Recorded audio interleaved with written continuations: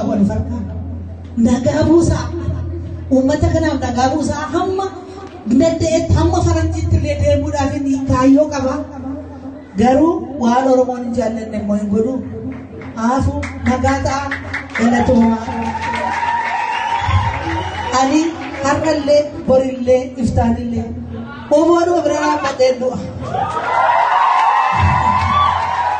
Kanaaf bakka jiruttis yinumani isinii dabarsa qooqa koo isinii dabarsa fayyaanaa ta'a jiraadhaa nagaa ta'a na shakkina.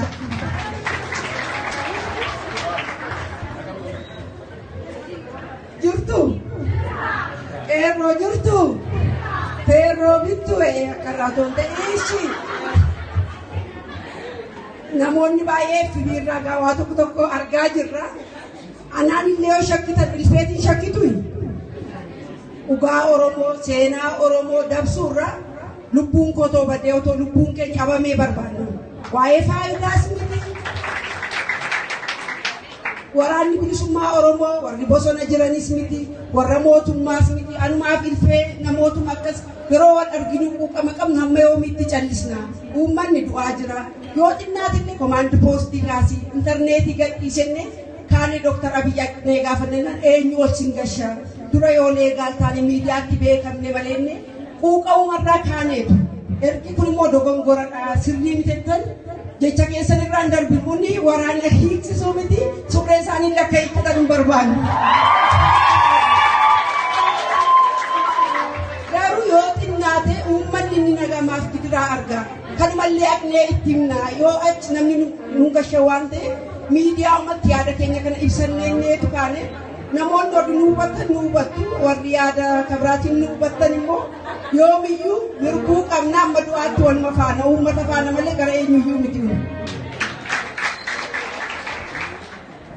Baay'ee nama dhiba ajaa'iba rabbiitti qaba. Ijoollee ani wayyaanee nu nan dandeenye barqawwee afaan na keesse.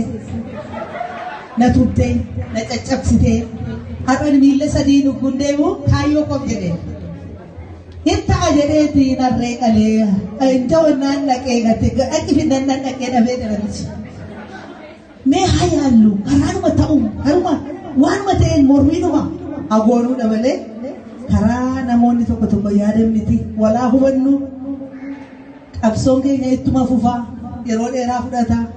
Ilmaanis maduma dhalatu rakkoon tokko hin jiru nus bira keenya wayi bira geenyu hamma lubbuun kona keessa jirtutti garuu inuman qabsaa isinuma biran jira isinuma keessan jira isinitti hin fakkaatin irraafamina anis irraafamu achuman jira anis funyaanis egaa hamilee qabnuuf walii gallee dhumatti akkasuma goone gaarii dhaltee wal mari'annee danne hin ta'u ergi jettaniiti lafatti gadi naqnee dhiifneerra. Galatoomaa jabaadhaas qabsoon adda bilisummaa Oromoo yoomillee kufuwaniif funyee dhiisaa ta'e kuffisuu hin danda'u. Kaayyoon kun kaayyoo cimaa sansalatan cimna. Maal jedhu warra maaraa Ingiliz birate sibiila guddaa sibiila cimaadha qabsoon adda bilisummaa Oromoo eenyuyyuu cabsuu hin danda'u garuu yeroo nutti fudhata isa kanaaf immoo hin qabsoofna.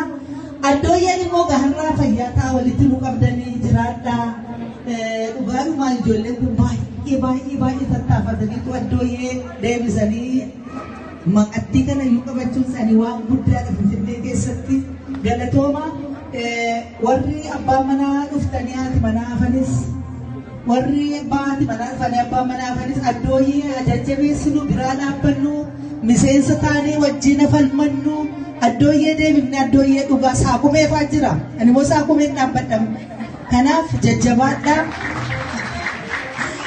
ajabaannu fayyaa ta'aa galatoomaa addooyyee